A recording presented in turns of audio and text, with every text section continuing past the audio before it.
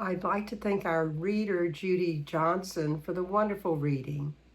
And also thanks to Karen Drucker and our CSL music team for the beautiful music today. We're continuing our spiritual journey and our month of October, which is on abundance.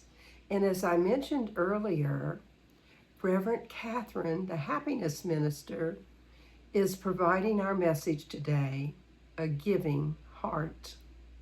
Before I turn you over to Reverend Catherine, here's your affirmation for the week. What is the one choice you might make today?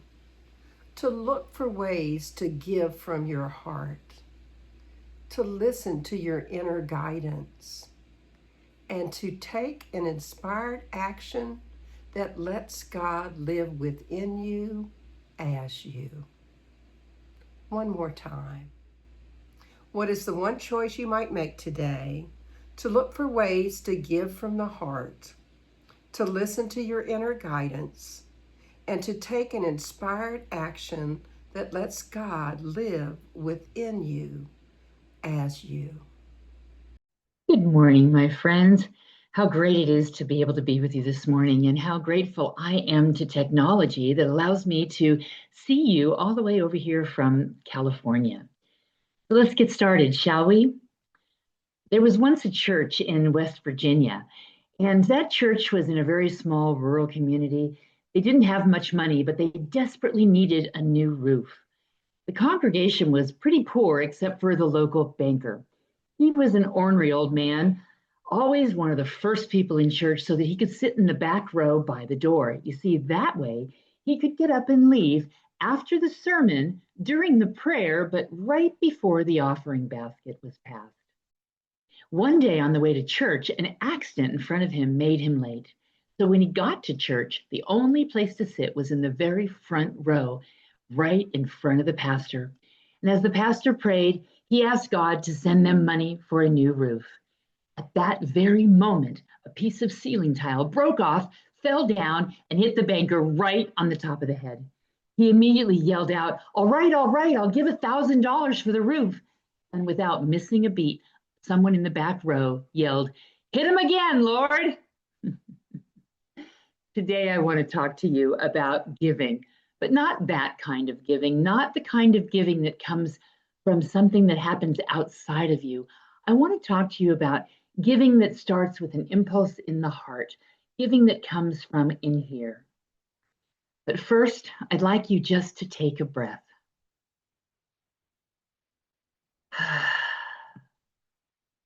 And I'd like to remind you that just the fact that you can do that means that you're not finished here. It means that you still have something to give. In the Science of Mind textbook, Ernest Holmes writes, one of the first things to do is love everybody. And if you haven't done this, begin to do so at once. You see, we're all the same in that we're all here to give love.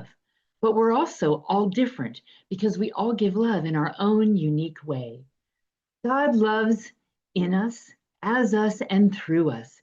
And there's a call in our hearts that guides us, that shows us how to give that love that God is, that lives within us. The call is God's personal invitation to share love in a way that's so uniquely ours. In Romans 12, verse 6, we read, we all have different gifts according to the grace given to us. If a man's gift is prophecy, let him use it in proportion to his faith. If it's serving, let him serve. If it's teaching, let him teach. If it's encouraging, let him encourage. If it's contributing to the needs of others, let him give generously. If it's leadership, let him govern diligently. If it's showing mercy, let him do so cheerfully. As we give our gifts, we discover a deep sense of fulfillment and a deep sense of happiness. Giving seems so natural and so good. When we give from this place, we know this is what we are here to do. You've still got a lot of love to give from the heart and share that love. That is who we are and what we are here for. You know, every religion, every philosophy, every spiritual tradition uses the word love as a synonym for God. And it's our similarities that connect us together. 10 years ago this week, Reverend Larry and I were at the Parliament of the World's Religions in Salt Lake City with 4,000 of our closest friends from over 350 different faith traditions. We all came together to celebrate what unifies us, not what divides us, to celebrate what's the same, not what's different. In the Science of Mind, we recognize that while we all take different paths, all roads are good.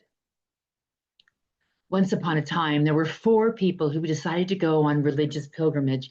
They came from 4 different parts of the world. They traveled from different lands to climb the highest mountain, hoping to find God.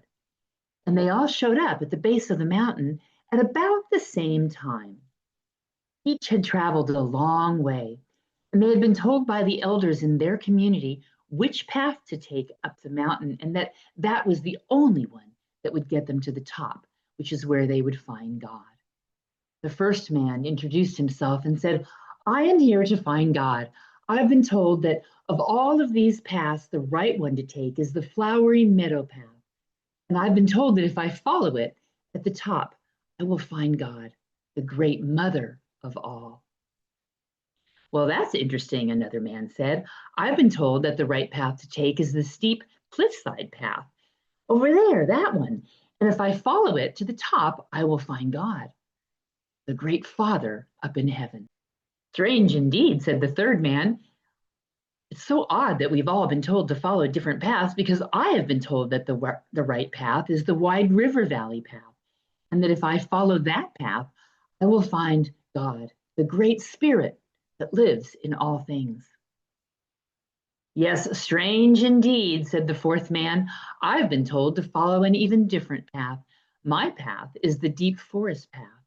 I was told that if I follow it, at the top, I will find the great peaceful silence. That is my God." The travelers were surprised to hear about all the other paths, because they truly believed that theirs was the only one, that theirs was the right one. They believed that so much that they even tried to convince the others to follow their path. Each thought they should travel the mountain together on their own individual path, but none of them would change their mind. Each was adamant that theirs was the way to enlightenment. So, bidding each other goodbye, they began their journeys to the top of the mountain. As they started out, each began to sing their own song of praise to God, and they could hear each other's songs in the distance. They thought the songs sounded very peculiar, but off they went on their own individual paths. And soon they could no longer hear the others singing. Sometimes the path was easy, and sometimes not so easy. But after some time, each traveler neared the top of the mountain, and they began to hear the other travelers' songs again. But now they realized how beautiful the songs were.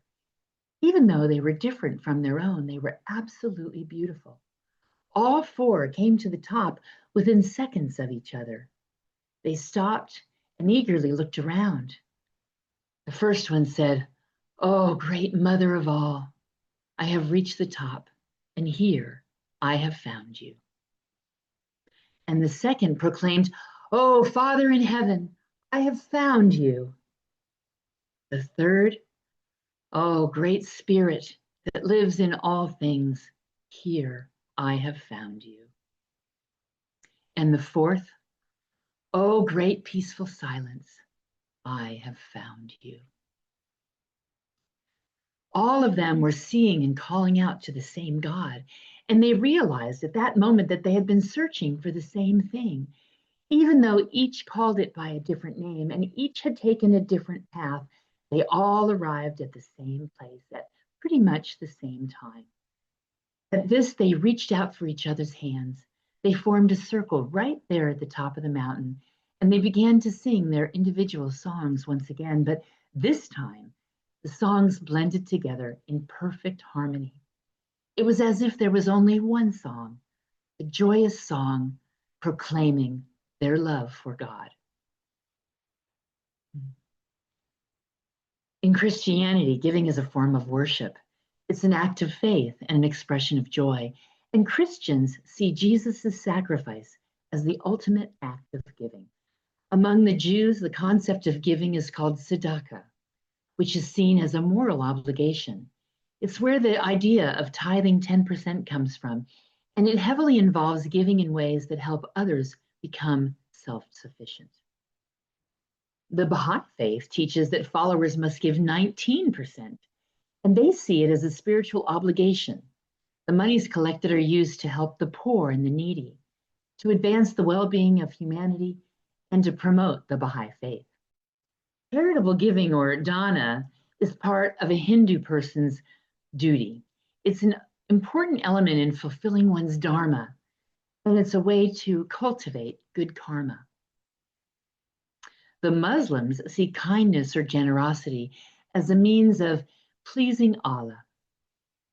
And in Buddhism, giving generously is emphasized as a path of letting go of attachment, letting go of desires, letting go of earthly pleasures, with the belief that what is given is multiplied and returns to the giver in the form of karmic reward. In religious science, we believe that spiritual giving is a spiritual practice rather than an act of charity. And if you've heard me speak before, you've no doubt heard me say that all of life is a spiritual practice. Giving from the heart is something that we practice, something we don't do until we get it right. It's something we do over and over again because it is right. But it's most important that we give when we are moved to give, not because we're expected to do so, but because we're moved to do so, not because someone told us to do so, but because when our heart is moved, that's the right kind of gift. And probably the best determination of whether a gift is right is it wrapped with love? Does the initial impulse, that initial motive, come from love? And how does it feel to give? How many of you would consider yourself old hippies? Remember the phrase, if it feels good, do it? Now, I'm not talking about physical feeling good. I'm not talking about hedonism here. I'm talking about how something feels in your heart. Some people might even call it a gut feeling. I believe it's your higher wisdom self speaking. Start by asking yourself, how does this feel? That's my favorite barometer. And then consciously practice being intentional about your giving. Look for people and places that touch your heart, things that make your heart sing. Seek ways to be kind and appreciative and generous to others without expecting anything in return. Give a compliment, share your knowledge, or volunteer your time. Contribute to a cause that truly inspires you. Practice gratitude.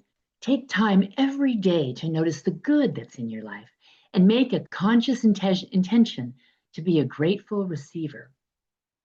You see, gratitude fills our hearts, and then we give from that place of fullness. In Ideas for Living, Ernest Holmes writes, we should give of ourselves in love and in service to others, in a spirit of generosity and good fellowship. To refuse to give is to refuse to receive, for everything moves in circles. Real giving is the givingness of the self. And one of my very favorite quotes is from Voltaire, who said, God is a circle, its center everywhere, and its circumference nowhere. Well, this falls right in line with what we believe in the science of mind, that God is everywhere in everything. God is that circle. So when we give from the heart, it's as if we're stepping into that circle. But the truth is, we never stepped out. No matter how things might look or feel, we are always living in the flow of God's love and God's grace. We might forget that for a moment, but all we need to do is remember the truth about that circle.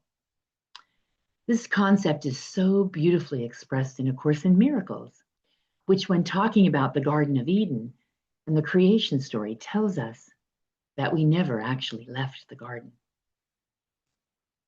Heartfelt giving is one of the ways that we remember this truth about who we are, what we are, and whose we are. In the book The Little Prince, André de Saint-Exupéry writes, "One sees clearly only with the heart. Anything essential is invisible to the eyes."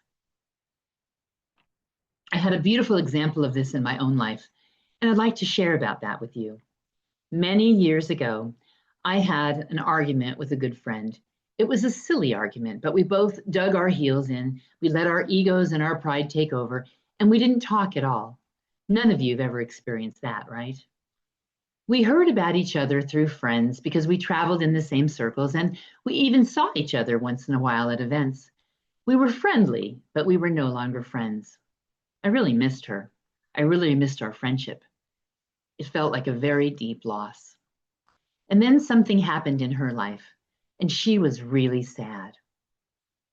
A few days later, she had heard that I had had a knee replacement, that I was at home by myself, that I was reaching out to people to take me to the doctors or go to the grocery store, take me to physical therapy. And so she picked up the phone and she called. She told me that she was sad and that she was grieving, and that one thing that she had learned through Sufism was that the best way to move through sadness and grief was to do something for someone else, to be of service. How could she help me, she asked. Well, with that, we both cried. And everything except for the love that we shared simply disappeared. By picking up the phone, my friend had listened to her heart. Today, we still are good friends, and I will never forget that lesson. She truly taught me how healing giving can be. It's in loving others and in sharing our love, in listening to that still small voice within, that we are guided and we are told when and how to best give. And then we become free to receive the most precious gift of all, the grace, the love, and the blessing of spirit. Giving and receiving are two sides of the same coin. They really are. It's the law of cause and effect, a universal principle that frames giving and receiving as two inseparable parts of a single dynamic exchange. Your actions and intentions in giving function as the cause, and the resulting circumstances and energy are the effects or the results. In Luke 6, verse 38, the Bible tells us, "Give, and it will be given to you. Good measure, pressed down, shaken together, running over, will be put into your lap, for with the measure you use, it will be measured back to you." Yesterday, I spent time with a 6-year-old and a 96-year-old. It was the first time they had ever met. What a joy it was to watch them laugh and exchange love in their own unique ways. Each of them had something to give. It was a beautiful demonstration of exactly what we've been talking about. Each one their authentic self, meeting the other right where they were and giving love from the heart. Those of you that get time to spend with small children know exactly what I'm talking about. As I've gotten older, there have been times when I've felt irrelevant. I imagine that there have been times when you felt that way too. And while I know it's not true, in our culture, elders are often not as appreciated as they were in other places and times. In fact, in most cultures, older people are the keepers of the wisdom, the keepers of stories and tradition. They're honored, respected, and celebrated. Long ago, in a village by the northern fjords, the villagers gathered every night in the longhouse to share an evening meal. The highlight of the meal was fresh vegetables coming out of the garden right behind the longhouse. The garden was nothing fancy, just a plot of land that was tended to by the village elders, those who could no longer hunt, fish, travel long distances to trade, or do heavy labor. It was sort of a retirement gig, if you will. Every day, they would come together to work in the garden. It gave them a sense of purpose.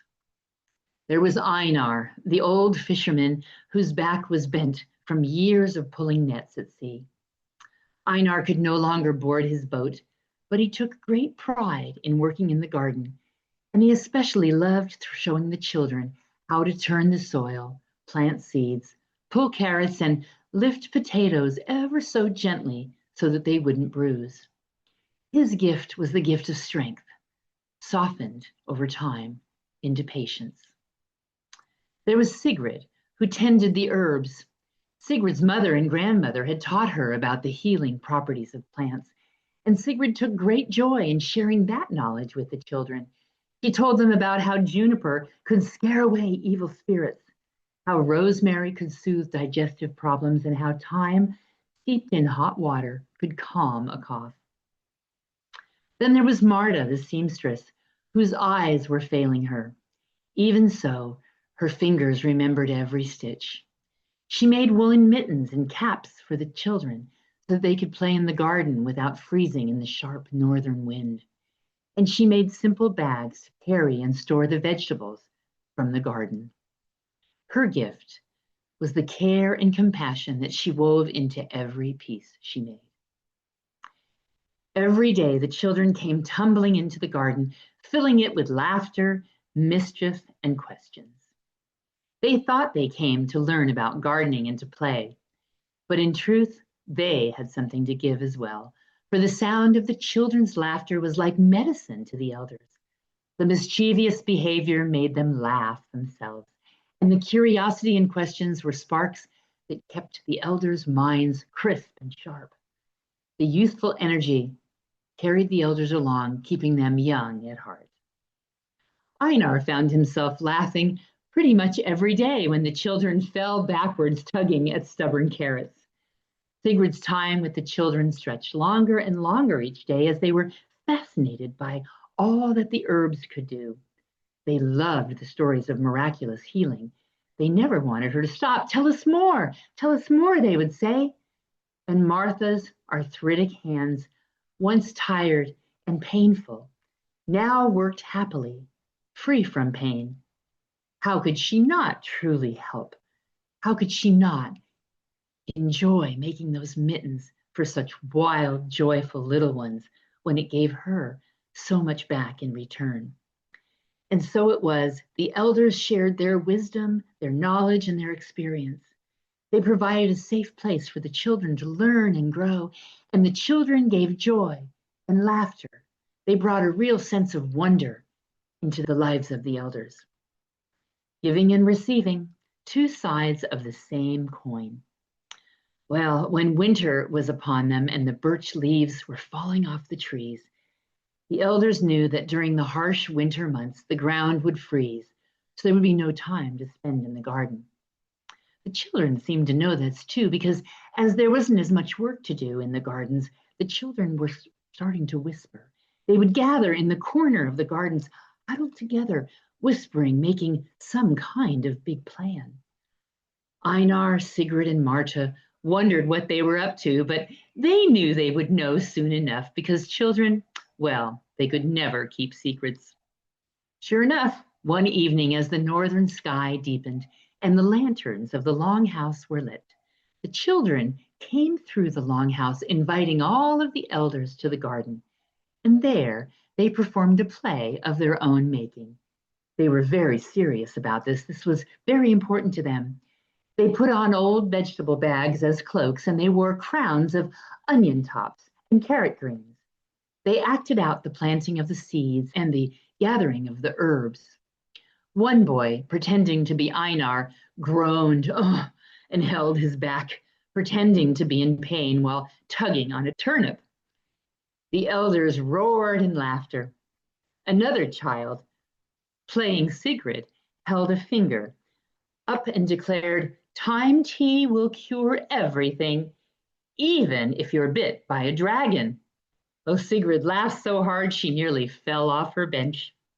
And Marta was played by a little girl who stitched invisible mittens in the air and then pretended to pass them out to her friends, saying, "Warm hands make warm hearts." When the play ended, the children bowed their heads. And then, raising their eyes, they glimmered with light. They were so proud. And the garden rang with laughter and clapping and even a few quiet tears.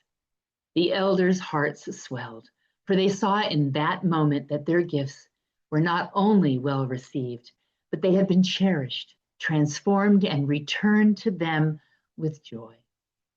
Some had feared that their usefulness was gone, but the truth stood right there in front of them in the shining faces of those beautiful children. As long as life remains, the heart has something to give. And when we give, so too do we receive. The garden had become more than a patch of earth. It had become a place where strength and tenderness, memory and laughter, wisdom and play all came together. The message here is timeless. It's as true for us as it was for them. Every person in every season of life carries a gift. And when they are shared, everyone benefits. Giving is the act of contributing something to the world or to another person, whether tangible or intangible. The nature of your giving determines the quality of your effect. Let me say that again. The nature of your giving determines the quality of the effect. And like those 4 pilgrims who traveled to the top of the mountain in that opening story, we're each on our own journey. There might be lots of twists and turns on your path, but we're all headed to the top of the mountain. And how we get there, well, that's up to us. Now, I know that none of this is new to any of you, but it's a good thing to remind ourselves every once in a while that something as simple as this next breath can tell us that we're not finished giving yet. So this morning, I encourage you to recommit to yourself to looking for ways to give from the heart, to listening to that inner guidance and taking inspired action, action that lets God live and love within you, as you, and through you. Now let's pray. Infinite power and presence, I recognize that life that is everywhere in everything, all knowing, love, joy, wisdom, wholeness, truth, peace. All of those qualities of God live right here, right now, in this present moment. And this breath that I take reminds me that I am one with that source of good, that it lives in me always and in all ways, that it shows up as me wherever I go. God is, and it loves through me. This is how that power and presence, this is how God lives and loves and experiences itself right here on this planet, right here on earth. And what I know for sure is that this is not just about me, that this power and presence is living and loving in, as, and through each person within the sound of my voice and each person who walks this planet. And how grateful I am to be able to remember this.